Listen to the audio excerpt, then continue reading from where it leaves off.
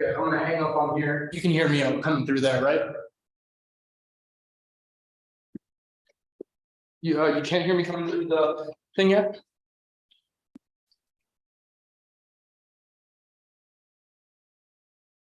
Check. No, turn them on. They should be on. Hold on. I'm running around turning them on now as I walk around.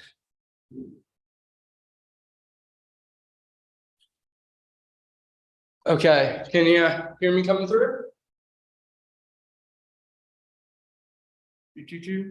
Check, check.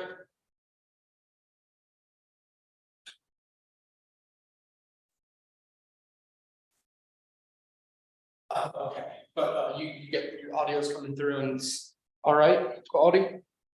Okay, awesome, thank you. That's all I need to do, we're good to go.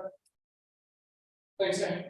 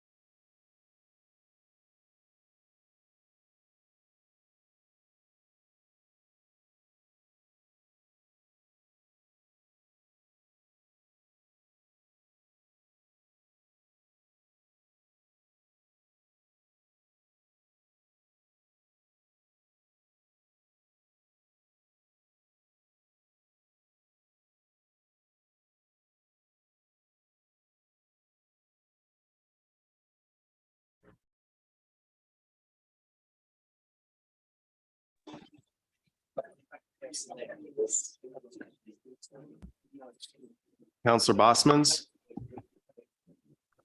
Counselor Buell. Here. Mayor Pro Tem Youssef Here. and Mayor Noseworthy. Present. Thank you. I will start this meeting as I do all study sessions with a land acknowledgement. This represents my statement. It is not the statement on behalf of council. For thousands of years, this region was home to numerous people, bands, tribes, and nations. Each had their distinct culture, artistic expression, and community mores. In particular, this region was the ancestral home of the Nuchu, Dene, Pueblo, Sinome, multiple Apache bands, and various other tribes and Latinx people who used and stewarded this land. I recognize that indigenous peoples were forcibly removed from their ancestral lands by the US government. It is important to recognize that the narrative of this region has mostly been told from the dominant perspective without recognition of those who came before us and who, to this day, continue to thrive, create, and connect with this land. Thank you for your respect in my acknowledging this legacy. Thank you. All right. You might want to see if Melissa can turn her video on or not. So we can see her. Yeah, has Melissa been updated to panelists? I am on and I cannot turn my video on. I'm sorry. Okay. No problem. Okay, so we have our agenda today. We will start with new business. I have some new business, but I wanted to see if anyone else had anything that they wanted to raise. Okay, so it has come to our attention as a, If Melissa raises her hand, will we be able to see it on the screen just so Barbara knows where to look in case that she needs to speak? I think her hand will raise next to her name. okay, we'll be on the lookout then. Thank you, thank you, Kim. That's a very Thank you, Kim. And also I'll speak out if I need to. great. Thank you. So it has come to our attention as a council that a staff member believes a counselor may have violated the code of ethics or code of conduct. Further, it has also come to council's attention, that a staff member or members believes they were treated unprofessionally at times by a council member. And my concern is, what is our obligation to staff? And what is our obligation to each other as counselors to hold each other accountable?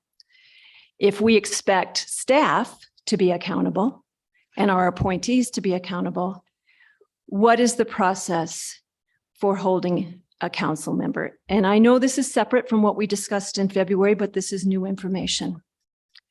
So what I'd like to ask council is there support? There's not a decision here. And I also recognize that a code of ethics violation, possible violation, right now is in the purview of the Board of Ethics. And I'd like to see if there is support from council to have a meeting or an agenda item where we discuss and possibly as a council take an action. And that is in respect for confidentiality of this. I will not be providing specific details, but we are aware of the concern expressed by staff. So I open that up for any possible direction you might wish to provide. You said that there is an ethics violation in process, another one or? No, what? I The said that one- a staff member believes that a counselor may have violated. No, I heard that was after that. You had said something, but I just wanted to. Oh, I said we were also aware of a staff member, and this is some time ago, but we haven't resolved it from a staff point of view, who believes believes they were treated unprofessionally at times. Okay, I thought after that you had said something about another. Mm-mm. No. Okay, just wanted to clarify that real quick.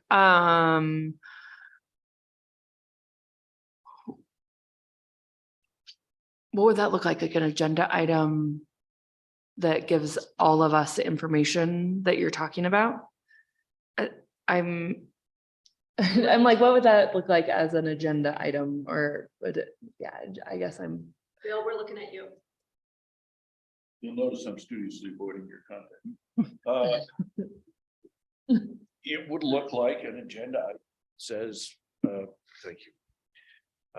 It would look like an agenda item that would call for discussion, possible action, probably by a motion to take some action with regard to a potential complaint involving a member of the city council. And you would discuss potentially your options for addressing the matter and opt whether or not you wish to take any further steps. I am a little ignorant in terms of like code of ethics complaints and how they typically are done outside of the ones that I've heard have been filed in the last 2 years. Typically for an ethics complaint, does one counselor file it against? They Well, I can be guess filed typically- by any I know. individual. I don't know that there's anything that would prevent a group or organization from filing it collectively. There's a form that is available from the Board of Ethics. The current ethics provisions in your code provide that items that are brought to the attention through the complaint process to the Board of Ethics, including those involving elected officials, are handled by the Board of Ethics. There are discussions scheduled for, I think, your next study session on April 4th to talk about some recommendations and suggestions from the Board of Ethics, which has been working diligently on revamping the process and potentially shifting responsibilities for council dealing with council, for how to deal with volunteers, some other things. And but at the moment, your code of ethics is what it is. And that leaves this in the hands of the Board of Ethics. So if someone were to file a complaint, it could be a staff member, it could be a citizen, it could be a board member or a commission member, it could be another elected official. They would go through that process of filing a complaint with the Board of Ethics. And Bill, it could also, Is one option. and it could also, you There's could, also the option Okay. of doing nothing, the option of, in the past, we've talked about how city council can self-regulate. Censures, the removal of committee appointments. I have indicated that I don't think that your code provides for it, that removal from office is realistically a legal possibility. It's in the code, but sometimes people codify things that turn out not to be enforceable. So I think it would include a discussion of whether you wish to do anything and what those options might look like, which includes everything from doing nothing to doing something.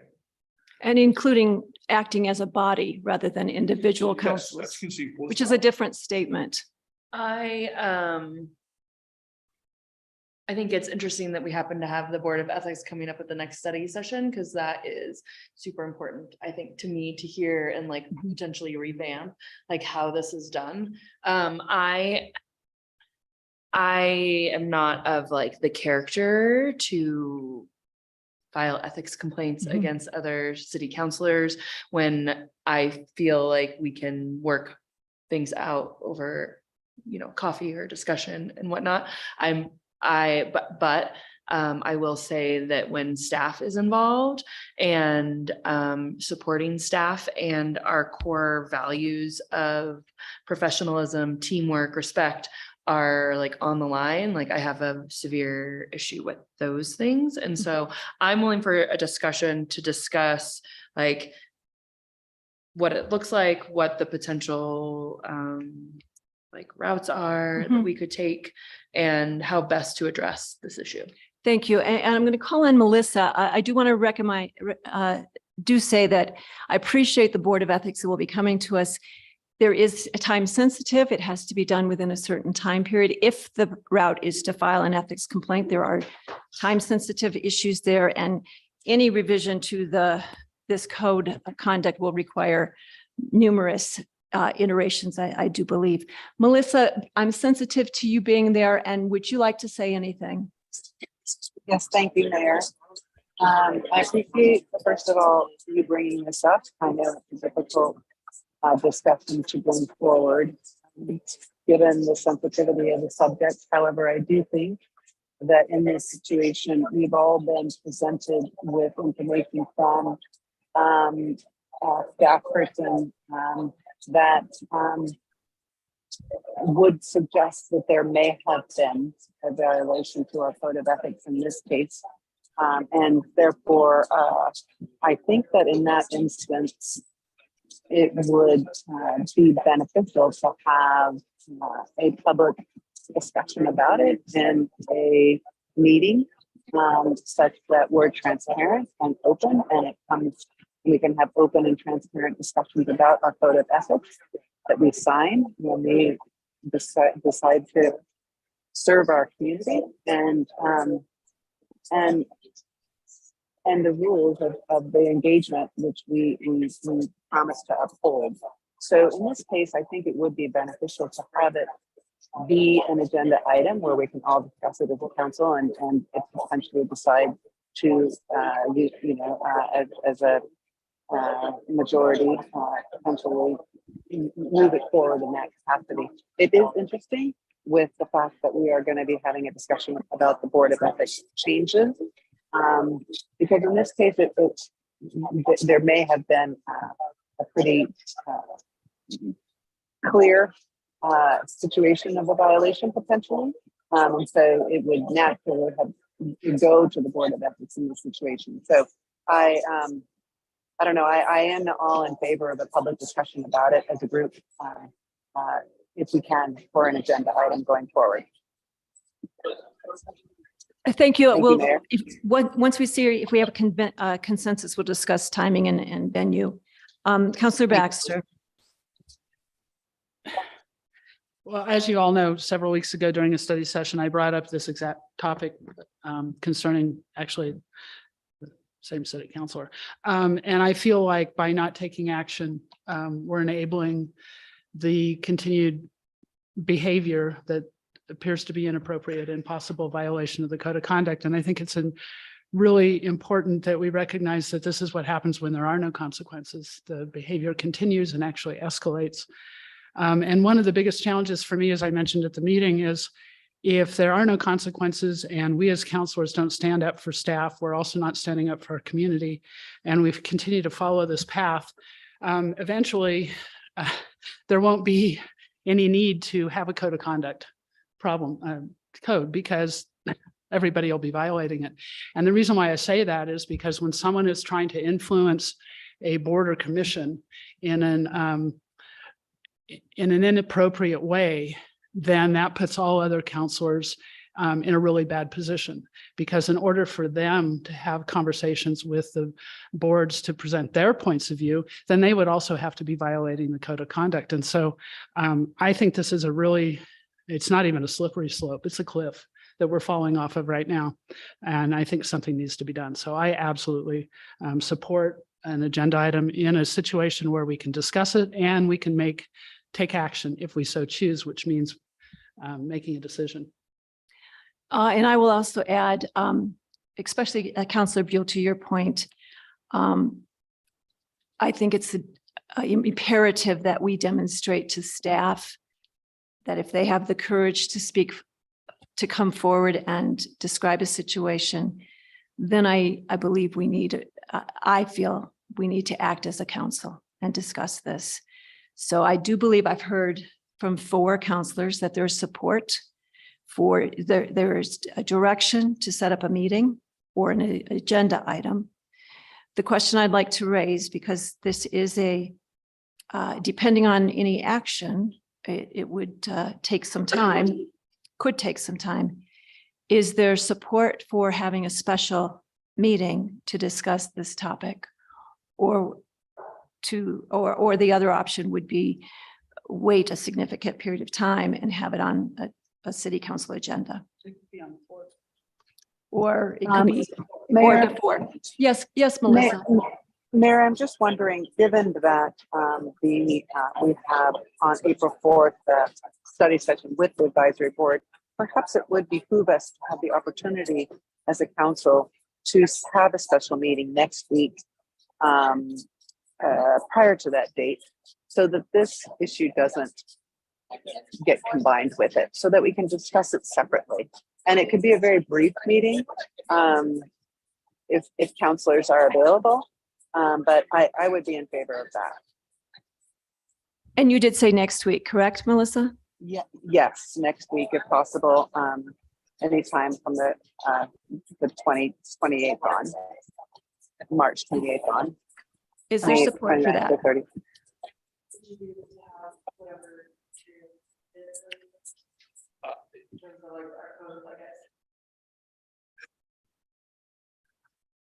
I don't know how much more you need. I am not personally familiar with whatever the particular item is. I would note that as far as the code of ethics, which is one potential option, there are certain deadlines in there. They provide that no complaints or an individual filing a complaint has 60 days from the date that the issue is brought to that person's attention to file a complaint. Since I do not know when the alleged violation occurred, who the person is who's aggrieved, or when it took place, I can't tell you when your 60 days started, but I can tell you it's 60 days from whenever whoever learned about it has. So that's one time constraint that exists.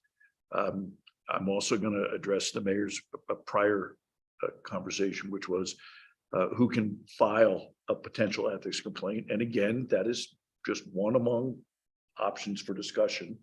And the code provides that any person, either personally or on behalf of an organization or governmental body, may file a complaint to the Board of Ethics with the city clerk. So I just wanted to confirm that it's done by an individual, but it can be done on behalf of a group or entity as well as an individual. Beyond that, I could give you a paragraph or two as to what your potential options would be. I personally am leaving for Maui on Thursday, and I can make myself available for a special meeting, but I'm hoping not to do a whole lot of additional legal paperwork before then. But I'll be prepared to answer some of your questions at that time. I'm leaving day after tomorrow. And then my other question is, how much can we discuss of a situation if we're gonna file an ethics complaint about it? Or is it once the ethics complaint is filed, then you can't talk about it? Okay, see, I don't know any of these things. Although we have maintained the confidentiality and we have been fighting to maintain the confidentiality of people who have filed ethics complaints and people who are the respondents in ethics complaints, because the code clearly provides that there's an expectation of confidentiality, because the mere accusation, unproven, undetermined, unresolved, has the potential to be injurious to someone's reputation. And until it is further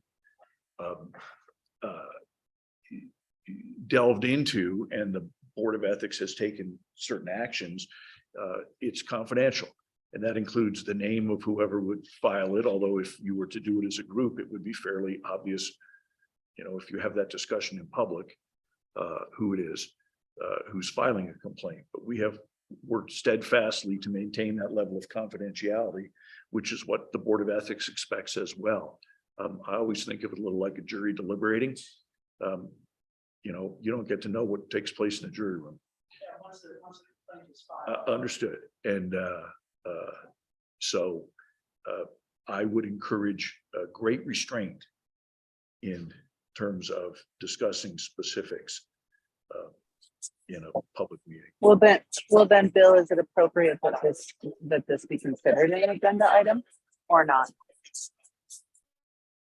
I think it would be appropriate for an agenda item if you're thinking about taking some collective action, because a governmental body has the ability to do that as an ethics complaint. But I was also asked earlier about what other options exist. That's one among alternatives. And You know, in the industry, there's always what's known as the no bid, the no build alternative. We do nothing. And, you know, that's on. We also have the other options too, which are all the options that the Board of Ethics could give us, which is censure, remove, as you mentioned, removal from liaison positions and things like that.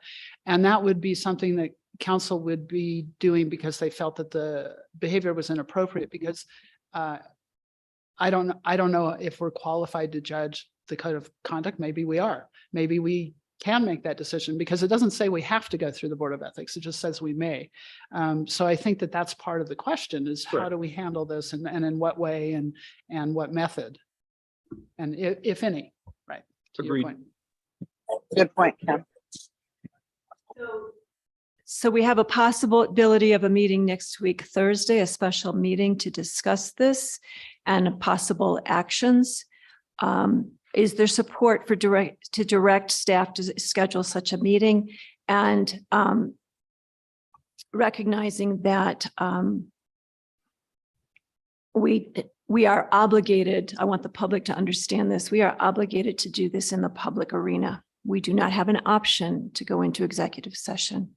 It's not within our ability to do so. So as difficult as this may be, it must be done in a diplomatic and sensitive way in the public arena.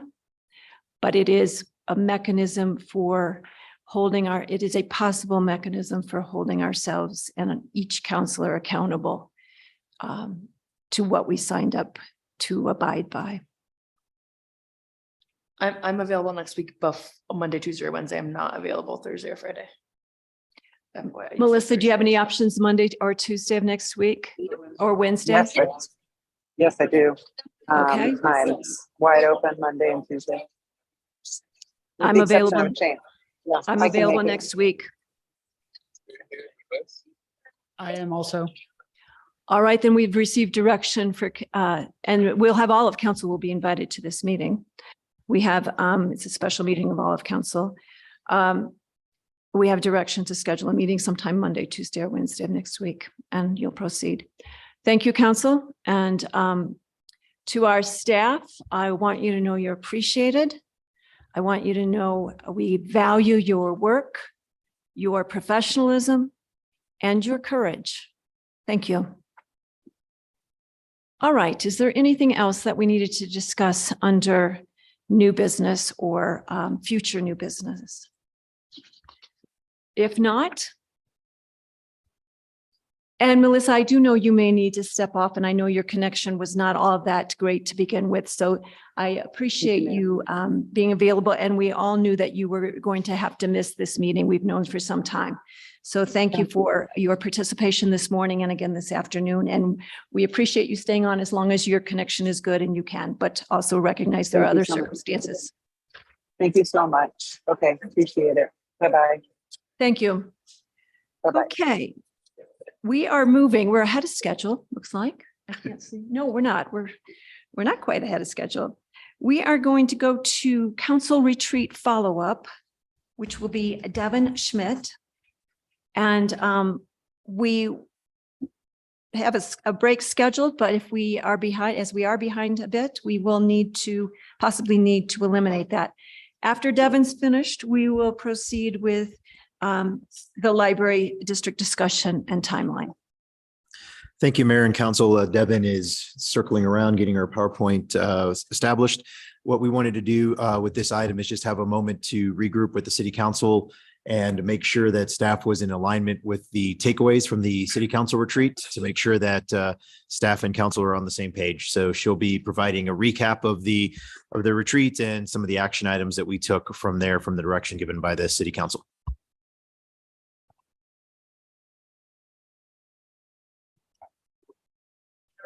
Yeah, I was gonna say watch. All right, before we do that, can you pass that a little bit? Oh, Hey, well, maybe Scott, why don't you talk about the tie if you don't mind? Because I think it's a really cool thing. Like, go ahead. No, please. So the executive team has taken what's called the insights, sort of personality. Oh, and council's done it too, right? The personality test. So we were reviewing the results of that a couple of weeks ago. And that was a facilitated discussion. They were pointing out where different people landed on the wheel. And I was apparently unique in landing in a segment of the wheel that has sort of polar different strengths. And so the facilitator referred to that as a unicorn. They don't see those very often. And everybody picked up on that and seemed to really enjoy me being called a unicorn. And so about a week later, I got this gift from the executive team. And I think they're laughing with me, not at me. But I couldn't pass up the opportunity to represent. So. Good job, everyone. Yeah. Keep getting them without time. Excellent. Okay. Well, good afternoon, Mayor and Council. Devin Schmidt, Budget and Strategic Plan Officer. We also have Scott Shine, our Community Development Director here. Because the one kind of major action from the retreat was related to housing. And so he's going to cover and share that portion of the presentation for us. But without further ado, we can dive right in. As Jose mentioned, we're really just looking to provide a summary and outcomes for the council retreat, clarify next steps for implementing council direction, and then any questions or things of that nature from council we can address as well. So as a reminder, with the council retreat, these are the council priorities ranking. That's not to say, of course, that everything that the city does for the citizens isn't important, of course, but these were the highest ranking. So facilities and housing rose to the top, followed by streets, bridges, and alleys, and then parks and recreation, stormwater drainage, and transit were the third subset there. So this was included as part of the presentation at the retreat. What we have done is kind of encapsulated really what those options A are. And so that's funding all the strategic plan initiatives that staff can accomplish. Option B really kind of falls into funding part of the initiatives. And then C is really minimal or no growth in services or a reduction to meet services to follow those revenues there. So just a reminder on what those rankings were before we go through them. So I'm going to turn it over to Scott to discuss the housing piece, and we'll later tonight see an amendment that council will have the opportunity to discuss and approve. And so I'll turn it over to him now. Thanks. So this is a little unique because a lot of these slides will go over again during the regular meeting. And we do that intentionally because more public will be tuned into the regular meeting. So I'll probably breeze through these pretty quickly. You've seen some of these at the retreat as well. But just stop me if you have questions about these things, but we'll cover this again in more detail at the regular meeting when you're actually considering the resolution. This just shows the methodology we use to share kind of the range of options about how we could hit our goals for housing using annual unit production over the past 11 years. We landed on what's outlined there. If we're able to secure 20% of new housing units, that would give us 30 units a year. Based on our experience over the past year and a half, we had a multiplier for how much each unit would cost, either an ownership or a rental unit, to make it a below market unit. Obviously, there's a wide variety depending on how we structure those arrangements, but we used a good average number that we were comfortable with, showing that if we were allocated that $4.2 million a year, we feel like we could hit our goal in 13 years. And I would say that gives us some cushion because hopefully we're going to get there a lot sooner, and shows the overall allocation there on the right side. So that's the methodology we used. We talked about that at the retreat. Council gave us the direction to pursue opportunities to fund the Housing Innovation Division at that level, specifically pointing to the Opportunity Reserve and the general fund that bit that's above your policy for your reserve. And we have the numbers here in a future slide about what that is now and what the balance will be if you approve this appropriation, with the idea that this could lead us towards a ballot question in 2024 or subsequent years, depending on how things play out. But really demonstrating council's priority on this. We've heard from, numerous community surveys, and you've all heard it from your constituents that this should be the highest priority. And we really think this is going to show the community that you're committed to addressing this problem and give us the resources we need to really make a tangible impact. So that's what we sort of huddled up with, that direction afterwards. And then this is just a recap of how we got to that number and showing the forecasting. We've also had, I think you can keep going to the next one. We've had some exciting news since the retreat. We were approved for a $1 million grant from DOLA that Eva worked very hard on, coordinating with a lot of partners, put that in right at down to the wire. We interviewed for that, made it to the second round. They liked our proposal. We refined it a little bit, and we were ultimately successful in getting that money. So this resolution would appropriate that $1 million along with $1 million from the remaining ARPA funds and 3.2 million from the Opportunity Fund Reserve. So 5.2 total, of which 3.2 is local. The rest is outside funding that we're putting towards this purpose. So we wanted to give you and the community a good sense of how we want to use that money. It's not to a point where we're saying we're giving 500,000 to this project, and this project, and this project, but we're going to give you a framework of how we're going to use those funds, and then obviously be reporting back regularly as we have successful deployment of the funding. This is a broad overview of how Eva has really structured the work plan for the housing division. She's done a great job, obviously, as you know, on a number of fronts, by getting organized, getting a solid work plan, and then also cleaning up the finances and getting a lot more just clarity and certainty about where the different revenue streams are coming from, accounting for the outflows, and having a really good system to make sure all of that is tightened up and very transparent. So she has an excused absence tonight. She's on vacation with her family. It's a bit sad she's not here for this big milestone, but you all know that it's in large part due to her really good work. And I'll be sure to recognize her at the hearing as well. But that gives the overview of how we plan to use the funding, with a big emphasis more on new housing development and adaptive reuse. So we're going to go into that a little bit on these next slides. When we think about how new housing is developed, or a project like Best Western, that's an existing site, but it's being reused for housing, what is the review process that goes through, and where are the points where we can inject some funding to get to the below market outcome. Next slide.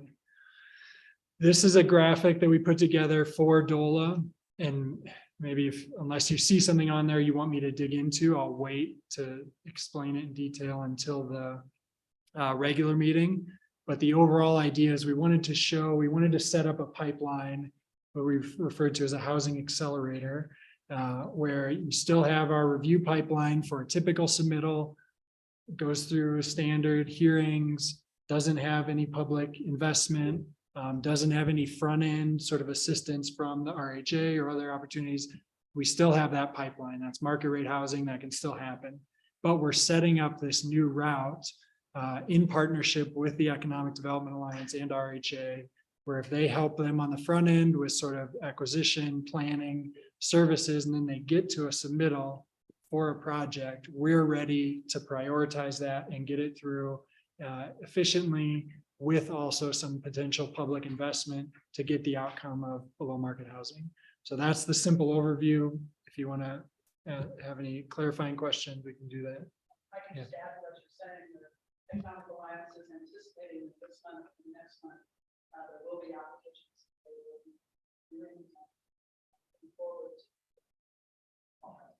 through this process, so Yeah. we're already. Yeah. Yeah. And then my question is just leveraging this, possibly with congressional spending or others. Can you just talk to the importance of that or the potential? Yeah. In a couple slides, we have a few project examples, and one of those is the Three Springs that we applied for congressional spending, but this is also in line with Proposition 123. They're requiring sort of a streamlined process. So as far as state funding, this is going to set us up to receive some of those funds as well. And through our conversation, we are at the most. Very much. Colorado and ready just Yeah. March and April to make this happen. And even this grant we got from DOLA, we're going to be the first community to actually go under contract, to have the funds be appropriated to really hit the ground with those funds. And just again, affirmation of Eva and now Drea Hespy's work to be organized and be on top of all those things. So yeah, we're definitely well positioned. I think we have a reputation now at the state level for being prepared, being active in this space, and they want to fund successful projects. So that's a good thing. So the next one is just to clarify sort of where we would put the funding that we're receiving, primarily in infrastructure. That makes a lot of sense. It's not just a straight contribution to a private entity. It's contributing towards a public asset. And so it's very justifiable, very defensible as far as where that funding is going for a public amenity or asset that helps offset the costs of that development. Fee offsets, we have the ability to waive some fees, and we've done that in the past, but those are pretty small portions of the overall fees. The big fees like water plant investment fees or sewer plant investment fees, those are enterprise funds, as you know, and so those need to be paid from somewhere. Those just can't be waived, and that's where we can also contribute. So just illustrating where we have the opportunity to inject funds. And then my last piece, this is a graphic that we've used to show the range of housing need in the community. You've heard some feedback. We've gotten some feedback about, are we really addressing this whole spectrum and making sure we're hitting at all the points of need. So starting on the left side, you have the very low income, 30-60% AMI segment of need. We have been talking to Westside Mobile Home Park and Elevation Community Land Trust. That's a very exciting project, an opportunity to update some of those units. They're going to be seeking annexation to have more reliable water service. So we're going to hopefully be ready to assist them in that. Best Western, you've heard a lot about that 60% AMI or less, 120 units there.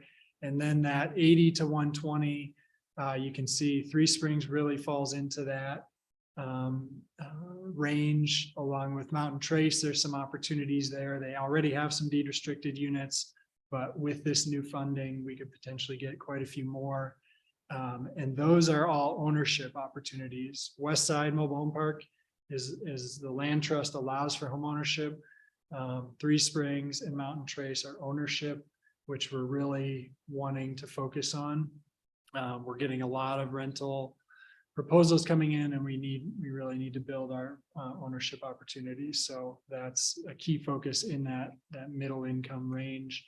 Other fee offsets, and then there's a number of other things we could list, but we're right on the cusp of potentially about 500 units. If all of these came together, they're going to be sort of sequential and phased in, so that's not going to hit all at once or all next year. But now, pending the approval of the appropriation, we're going to have the resources to really be at the table here and get those costs down in a meaningful way. We've done a lot with the funding you've given us, and I'll share some of that at the regular meeting. But now we're really going to be able to scale this up and really make a sort of a transformative impact. So And I'd like to add to this a little bit because These are fairly recent things that we've done. We've also, over the last 2 years, done a lot of other things. So we haven't, the city hasn't just sat back and not been doing anything. We have the Luminian, which we did quite a while ago. We have some of the others like Tamarind Square, which are all senior and low income housing that were done quite a while ago. But we also have a Sparrow. Yeah, that just opened, and we were very, very active in that. We have the Riverview trailer, the mobile home park, that we were very active in preserving that land. So, and indeed, also the Gage Apartments. I mean, there's a whole bunch of things that we've been doing that fill this whole spectrum, because I know we've been criticized that we haven't focused on enough on the 60% and below AMI. And I believe that people have short-term memories and they've forgotten what we've been doing and what we've accomplished and where we're going. So if anything, I would say let's fill this up with even more things that have happened so that people really understand that we're serious about this and we're making it happen. And we still have a huge gap. Yeah, the VOA senior housing is another one. Yes. Partnership Yes. that, and like I said, in the regular meeting, we show a little bit of what we've done with the resources that we've had to move to this point. So Great, excellent. back to you, Devin.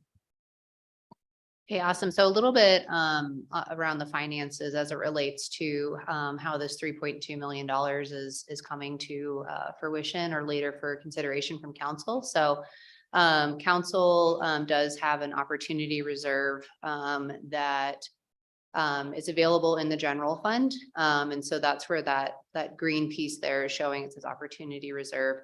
And then there's the fund balance, 25% of expenditures. And we made that red because we want to be able to maintain that.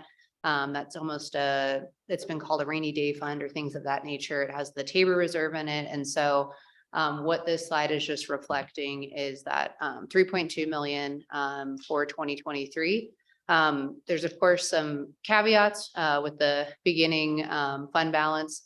2022 is not completed yet and won't be until the ACFR is completed. And so, but our initial estimates look really, really good for where we ended up in 2022. So our staff continually reviews these forecasts to see and try and keep up with trends. The latest piece that we've seen in the general fund has really been around maintaining workforce and attrition, and that's a national issue. It seems like that's starting to stabilize a bit more as of recently with better applicants and more applicants. So we could see those expenditures actually coming to fruition. But right now it's a very conservative estimate there. So just wanted to provide council with where that 3.2 is coming in from. So the future and our timeline for the next priorities. So I'll walk through some of these. This is kind of a summary slide, but the other areas that don't have action this evening are facilities, parks, open space and trails, parks and multimodal, transportation, storm drainage, and streets, bridges, and alleys. So we'll start with facilities. So this was the same slide that council saw at the retreat. And what we heard from the retreat was to pursue an option A with the renewal of the 1/4 of the sales tax for funding. That's the piece that already goes to capital improvement and facility pieces there. So it's half of that 1/4.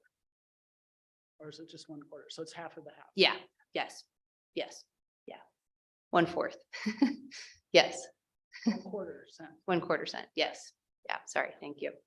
And then as we're looking at those dollar figures, this is the same thing that council saw at the retreat, but just wanted to refresh the information. And so what we would do with facilities is pursue that.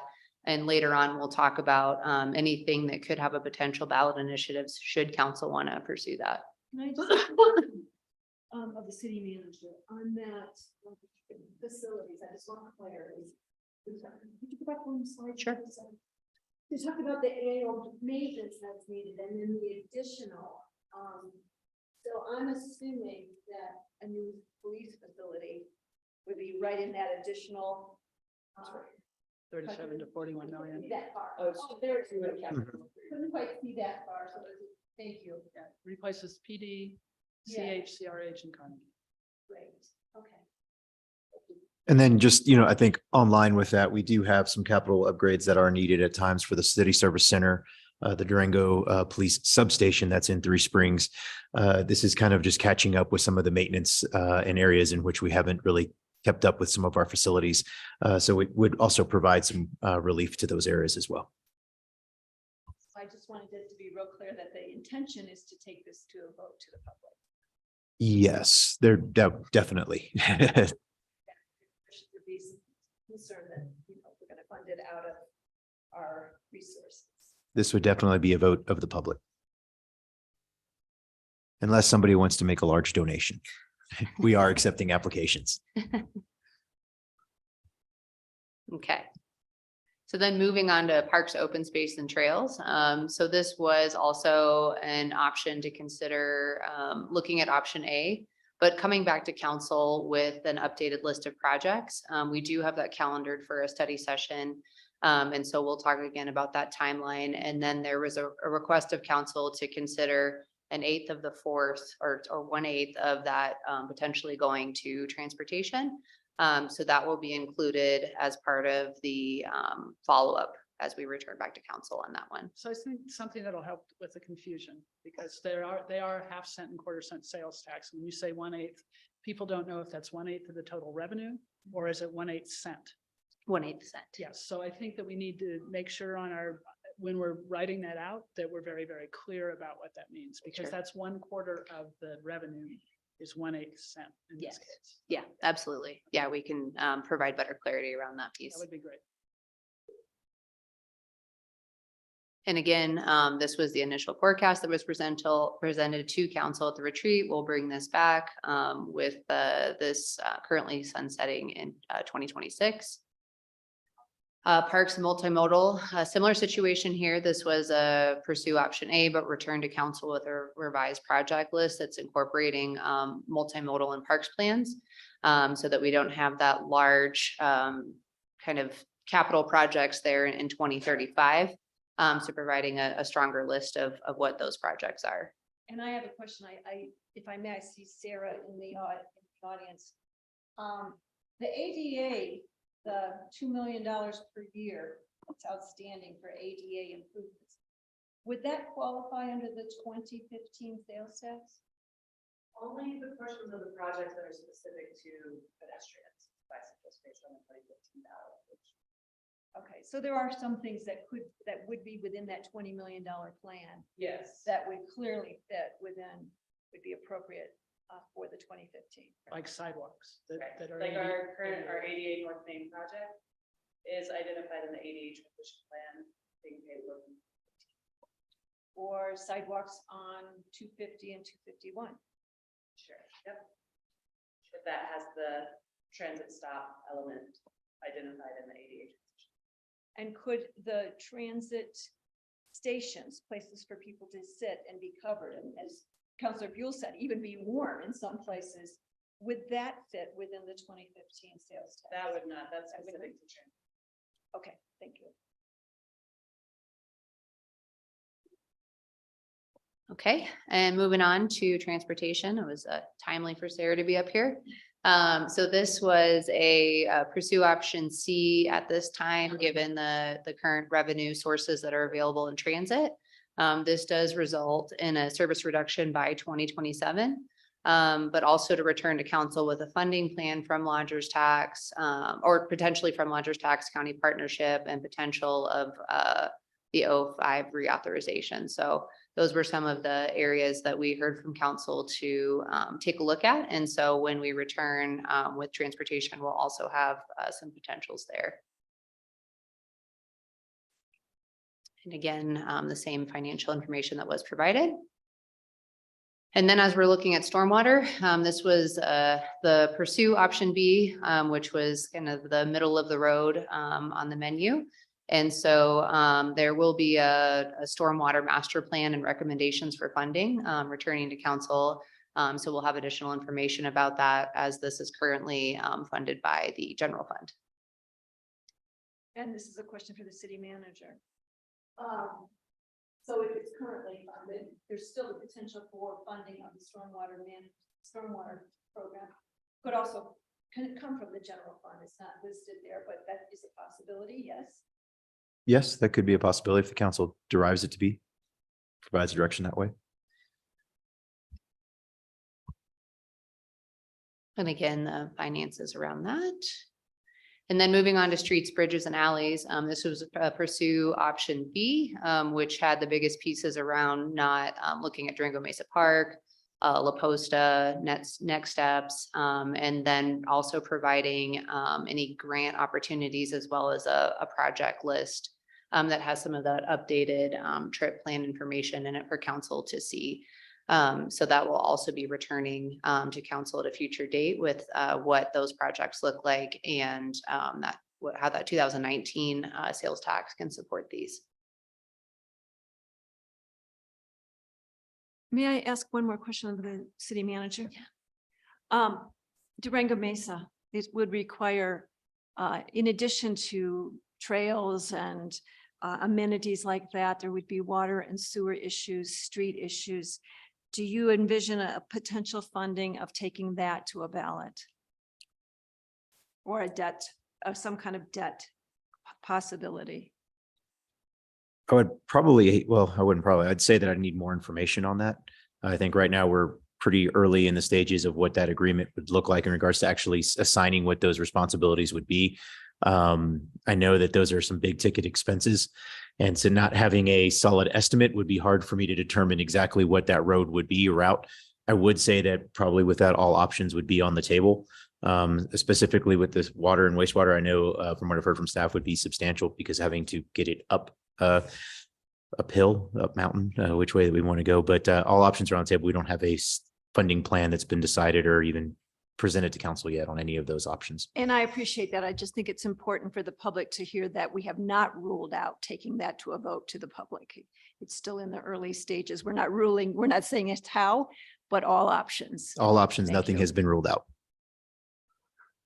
Okay, so timeline for staff and we probably should have started with a library district potential ballot discussion as kind of our first step there in the timeline, but on the study session for May 2nd, we're going to return with parks, open space and trails, parks and multimodal retreat modifications. So that's going to have a project listing for council. And then we'll be looking for some direction there on how to proceed with those. June 20th will be transportation funding and the stormwater master plan. So those will return to council with some additional information and what potential funding recommendations are. And then while the library district was not discussed at the retreat, it's obviously a consideration when we're thinking about the different revenue sources and looking at this as a holistic picture. So these are the potential times where there could be a potential ballot. And so you can see all of these have question marks. So is it a lodger's tax reallocation? Is there facilities, parks and recreation or transit? Stormwater utility, housing, and then the library district question. And so those are all possibilities or considerations from what we've heard from council. I did want to note too that we are always in conversations with the school district as it relates to any potential ballots that they may have, as well as the county. And so that's that piece there with that partnership that we're communicating with them on that as well. So at that point, open it up for any discussion, questions of us. I think one of the really challenging things is that we have several things that need funding or that need change, which would be like the library district, which also would then need funding. And I think we need to really make sure that we're aware of our priorities. And in that case, housing comes first. I think a library district is important to the future of the library. But without housing, we're not going to have anybody to use the library, right? So I just think we need to make sure that we keep that in mind when we're talking about timing and how we stage things. And I would build on that. I feel pretty strongly that the nexus between housing and transportation is essential, that we have an integrated approach. It's one thing to build all kinds of homes possibly out in Three Springs, but it's another thing to have transportation running public transportation running out there so that we can ensure that we're a viable and responsible, resilient community, and having increased parking at all options and transportation coming in could be a problem. So public transportation is one solution. And I wanted to encourage us to keep that in mind. And I would also say that we also need to realize that one of the largest impacts we could have on our downtown congestion and cars is actually to provide transportation to hotel guests. And whether that comes through the lodgers tax or some other mechanism, the influx we get in the summertime and in the early shoulder seasons now, and so in the wintertime, would change how things look in our community if we could get them all on public transportation. So there's a couple of different ways we could address that challenge and be successful. Any other thoughts? Thank you for summarizing so well and concise and making all of the thoughts over the 2 days we were there more tangible. I appreciate seeing how the direction that we kind of went and gave staff is materializing already in the housing aspect especially. But yes, just kind of making sure we keep those as we're getting presented with the funding options, like we're not going out to voters for everything all the time, and that we're looking for a combination of things and where priorities fall. And, how transportation and the timeline of it has to fill the gaps of the housing coming, or not the gap. Yeah, well, they would be gaps if we don't get transit out to housing. So anyways, yes, all the things. So thank you. Thank you. Devin, thank you. I recognize that we are back on schedule, actually even ahead of schedule. Would council like to continue and then possibly end early or allow more time for discussion? Or is there a desire to take a brief break? I don't need a break. Okay, let's go. Thank you. Thank you, Devin. Luke, Howdy, howdy. Let me just get our set here. is it another day in paradise? It is another day in paradise. I mean, just winter wonderland out there in spring. Oops. Of course I would. Did I close it? No, there it is. Great.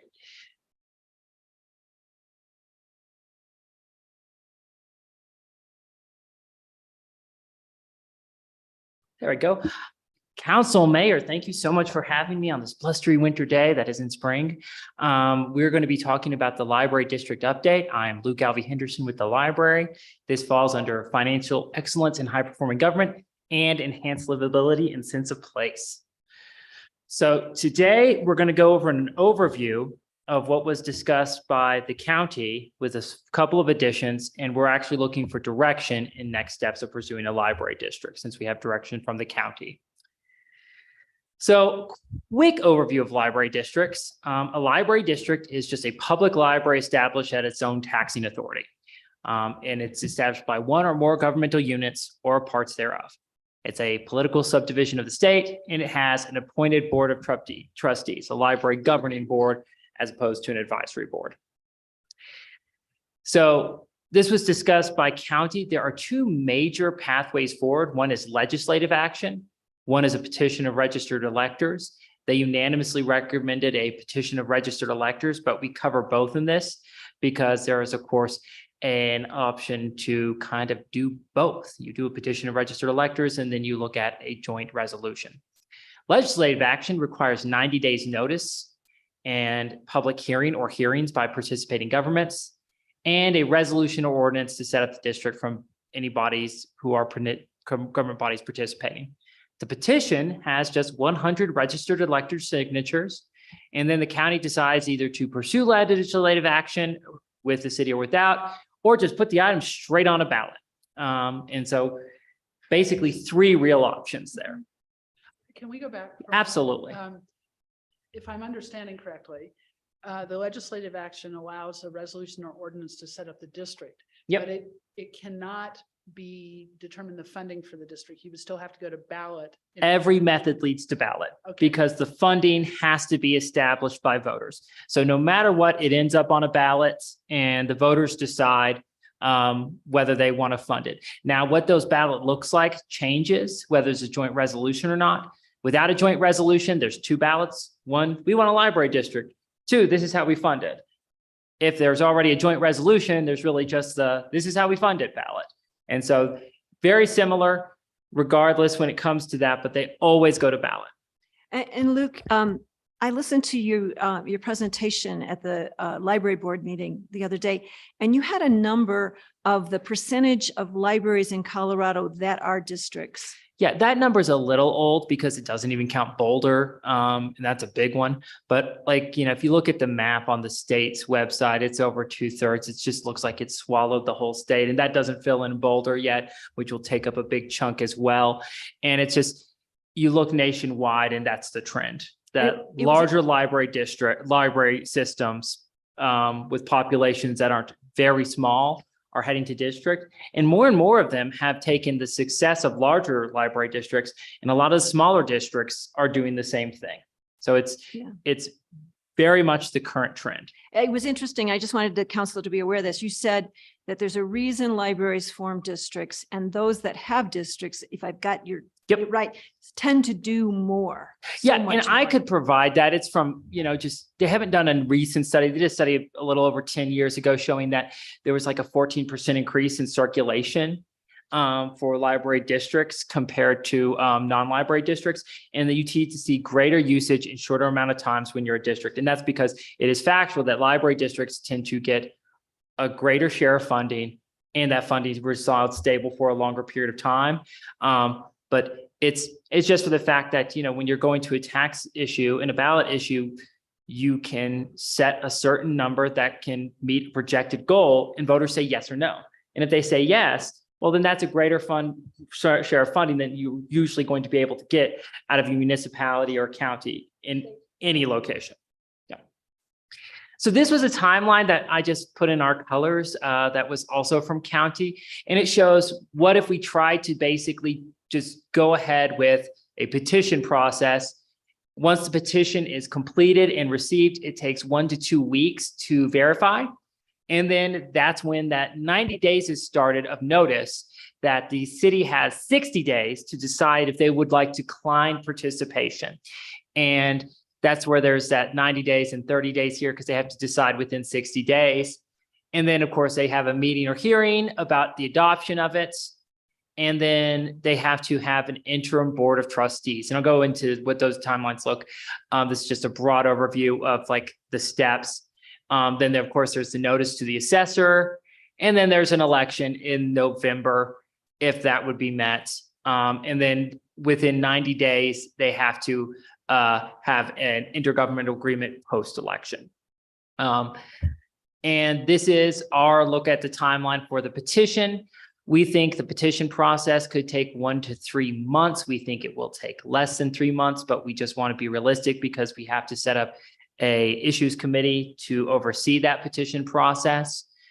Then if you had the 90-day notice, it is minimum 30 days before either organization could hold the hearings. So that just puts a little weight there. And then, you have to have the ordinance reading. So that's another minimum of 30 days probably. As you see those dates down there, you're looking at the soonest, no matter what we do, future councils being involved. And it's a very tight timeline. So I'll kind of, it's our recommendation that we're looking at April 2024, not November 23. We just looking at the timeline provided by the county, it doesn't seem feasible. And we'll continue talking about that as we go out, but I don't want to sort of bury the lead on that as we were discussing. This just kind of sort of highlights how difficult it would be to make a November 23. It would be doable. And if that was council's decision, we would go to county and say, hey, do you agree with that? It would be very difficult to reach. And we believe as an institution, it would look like we were rushing the process, and it seems like it would be possible as a calendar perspective, but we believe it would result in the process, the ballot measure failing.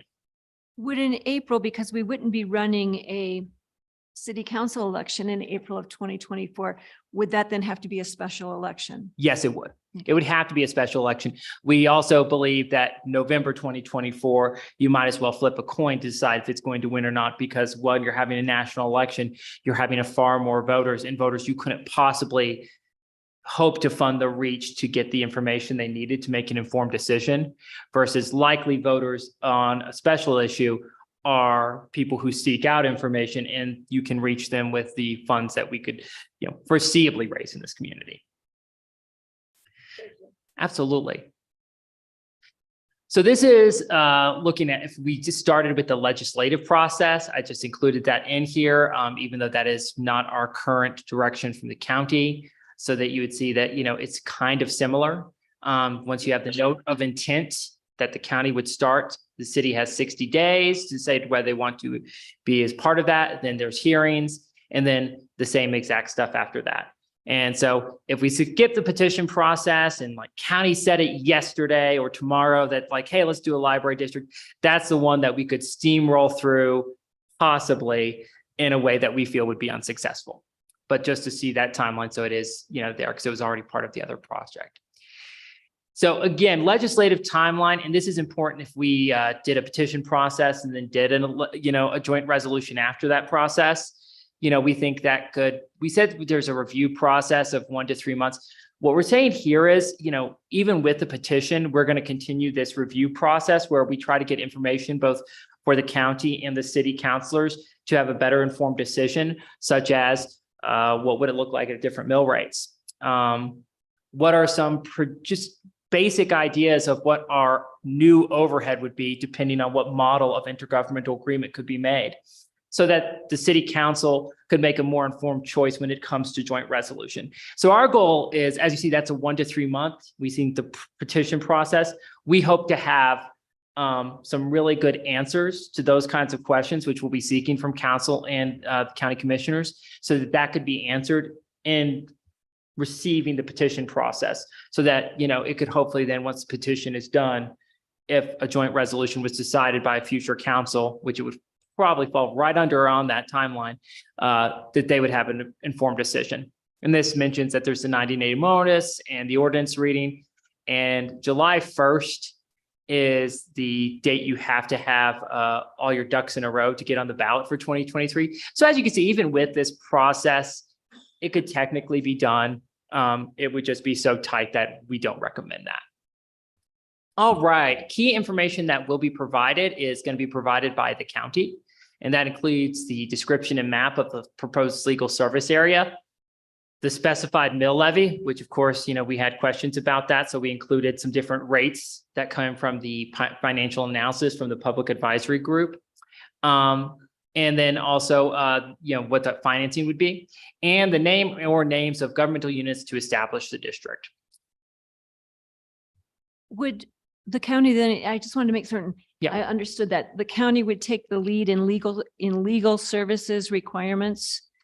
They are required to. So they would. They Okay, are thank you. required to. The county, because part of it falls outside of the city of our proposed district, the county is required to be the initiating authority for those, and they would provide that information to for that language for the interest group to poll on. And then, if they did a joint resolution, they would write it. Great. So we're not putting anything else on our city attorney, our city attorneys. Yeah, Right. the library district is a state entity, Correct. and the county is the arm of the state, and so that's. Correct. Yes.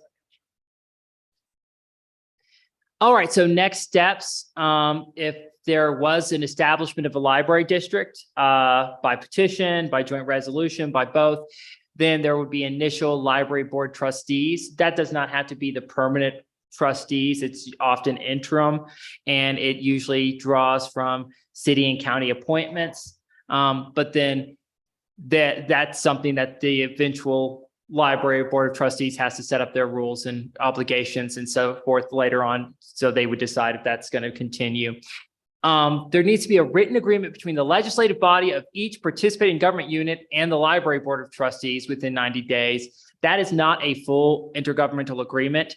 That's just a simple, we recognize you are the library board. They recognize you're the city and county kind of thing. That has to be done as just a step, just put it in there. And then it sets forth the rights, obligations, responsibilities, financial and otherwise of all parties to the agreement. Very basic, not specifics, not, land use, leases, any of that. That is the one that's the intergovernmental agreement that's required within 90 days after the successful ballot measure. So governance, like I said, there will be a board of trustees, 5 to 7 members, and they have budget and policy approval governance powers, very broad powers. They must immediately elect a president, secretary, and any other officers deemed necessary. And this is where they immediately adopt bylaws, rules, and regulations for its own guidance and policies and for governance of the library. Fortunately, there's just a whole wealth of knowledge out there. They would not be starting from scratch. There's many, many districts, very local and similar size to us that, these are already kind of boilerplate and they can make whatever admissions or additions they need in very quick order. So here are some of the key dates. The notice of decision to participate in the election is due 100 days prior to the election. We had locally, the Southwest La Plata County Library District had an issue where they got it past July 1st. And so they were successful in the ballot, but had to wait a full taxable year before they could take taxing income. And so that's a very important date. I just wanted to recognize your board chair who just came up. Bill, how do you see you? I don't know. Yeah, and we have to have the election services intergovernmental meeting finalized 70 days prior to the election. This just designates the election official for the district and timelines and duties of jurisdiction and county clerk. So that's a real county thing and issues committee thing, not really city. The ballot content would be set by the county as well, 6 days prior to the election. Taper 43 days before. This is not a timeline, but it's the adjusted cost, the assumed cost by the county is now at about $1 per voter. And then the actual intergovernmental agreement that would be due within 90 days after the election. I will say that some of the questions we're already getting about a district, it seems like having some of those decisions about the IGA settled before the election would make its successful passing much more likely, because it would allow people to make an informed financial decision of how much overhead the new district would have. And if they're comfortable with that much being new overhead coming from their taxable dollars. But that's not going to be part of our official recommendations at the end, because when we look at these timelines and we're talking about, we are recommending April 24th, we know we're going to be working with some new members of council. And I did not think it was appropriate to say, we recommend that, when it would be a new council that would partially decide that. But I also will say we will recommend it in the future, so people know that going on that, and we're as transparent as possible in this process. All right, and so we were asked at the previous joint session, what would it look like with different rates? And so I just pulled back up the analysis of an independent library district from our public advisory group's financial analysis, which is a part of this packet, the full analysis.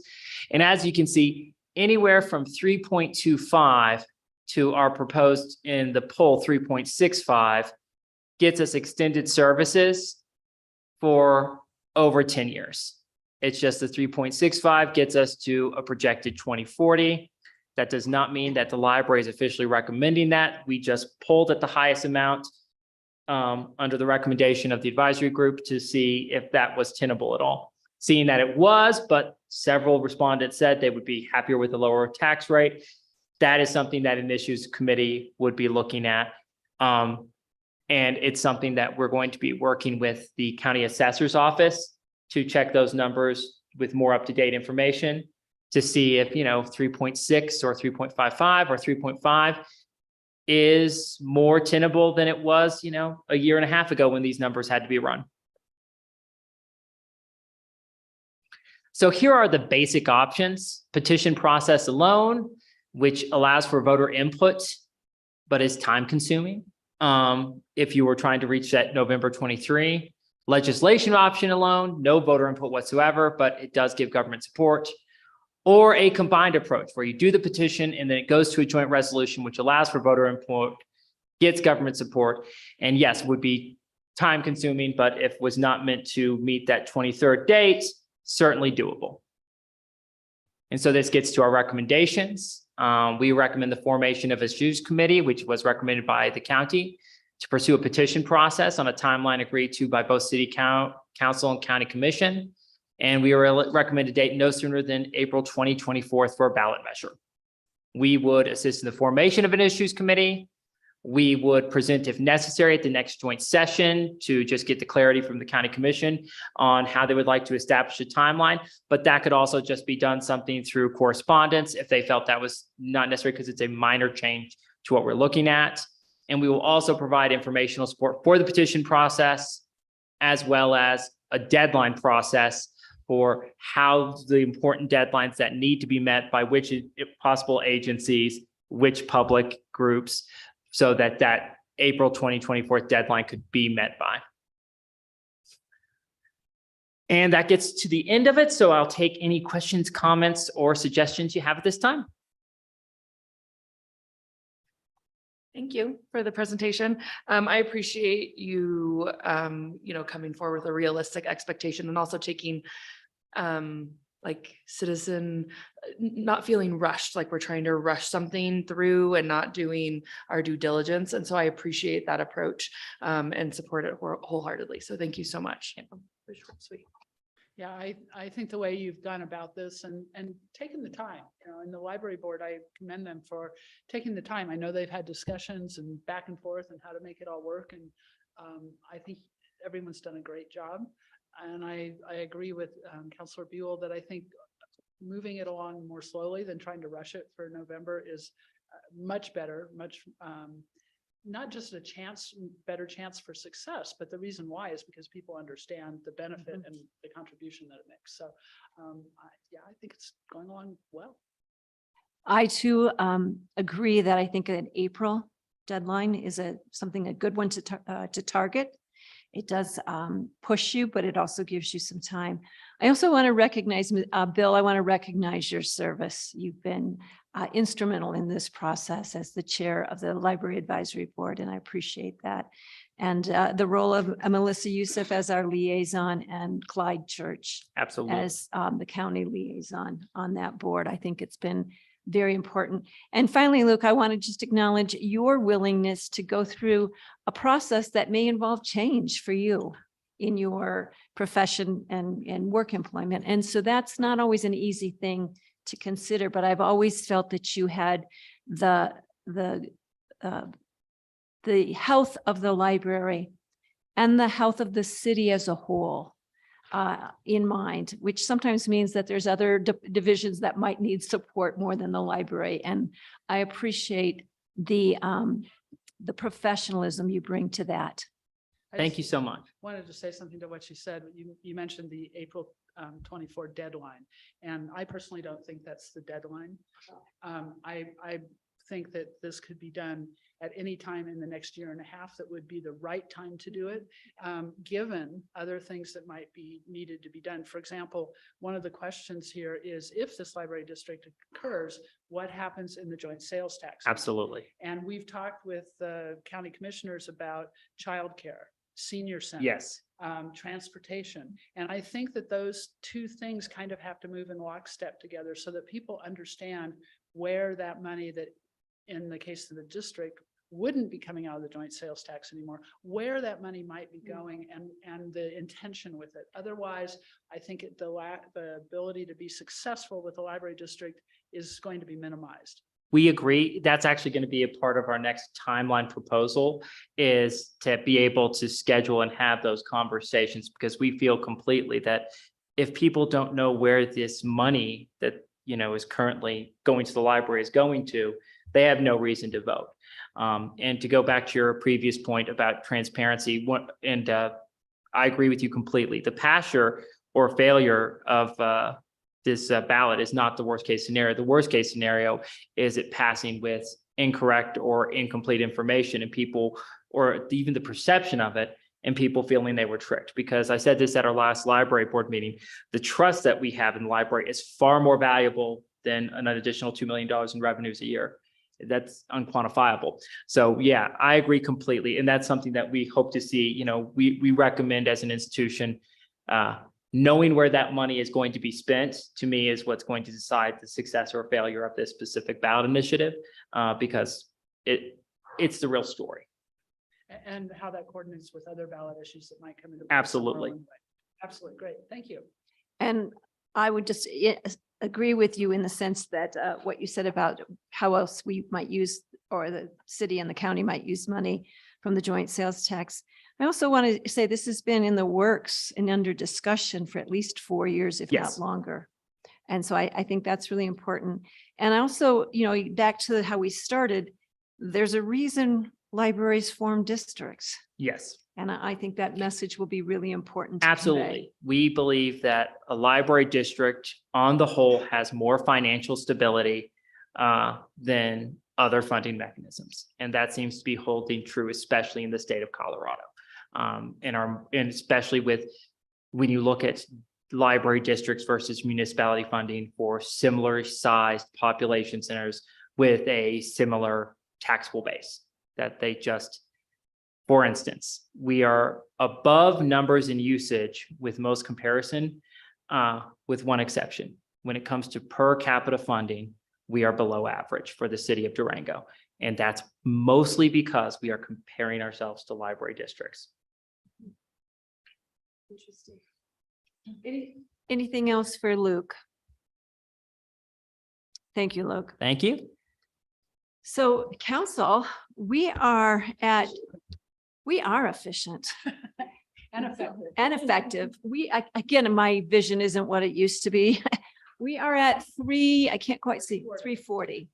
So we will not convene again until 5:30, which will allow time for folks to do other things. And I encourage you to do that. So we're going to adjourn this meeting. I may still come back for dinner, but Please do that because we will have food. So. thank you.